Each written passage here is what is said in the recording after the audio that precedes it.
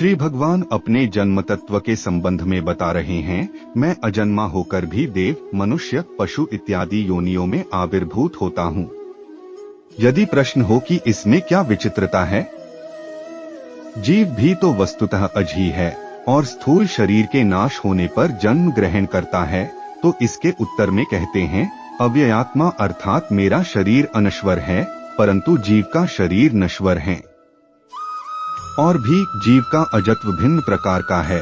अविद्याजनित देह के संबंध से ही उसका जन्म है, किंतु ईश्वर होने से स्वदेह से अभिन्न मेरे अजत्व और जन्मवत्व ये दोनों ही स्वरूप सिद्ध हैं। दुर्घट कहीं और न घटने वाला होने के कारण यह विचित्र और तर्कातीत है। अतएव पुण्य पापादि के कारण जीव के सतसत योनियों में जन्म लेने की भांति मेरे जन्म की आशंका नहीं है। इसके लिए ही कहते हैं, जीवों के ईश्वर होने पर भी अर्थात कर्म की परतंत्रता से रहित होकर भी मैं जन्म ग्रहण करता हूँ।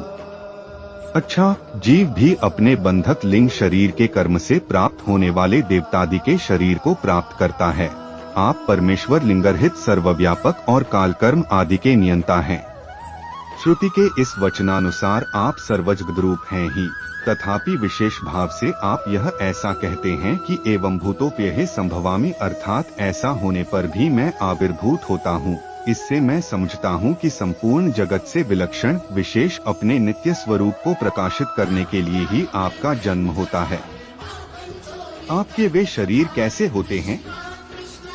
इसके उत्तर में कहते हैं, प्रकृतिं स्वामधिष्ठाय इत्यादि। यहाँ प्रकृति शब्द से यदि बहिरंगा माया शक्ति को लक्ष्य किया जाए तो इसके अधिष्ठाता परमेश्वर इसके द्वारा ही जगद रूप होते हैं। इससे किसी विशेषत्व की उपलब्धि नहीं होती। शब्दकोश में कहा गया है, संसिद्धि प्रकृतित्व में स्वरूपंश स्वभावष्ट अर्थात संसिद्धि और प्रकृति के तात्पर्य हैं स्वरूप और स्वभाव। अतएव यहाँ प्रकृति शब्द से स्वरूप को ही लक्ष्य किया है। श्रीधर स्वामीपाद कहते हैं, आपका स्वरूप माया शक्ति का नहीं बल्कि आपका स्वरूप सच्चिदानंद ही है। अतएव आपकी प्रकृति शुद्ध सत्वात्मिका है।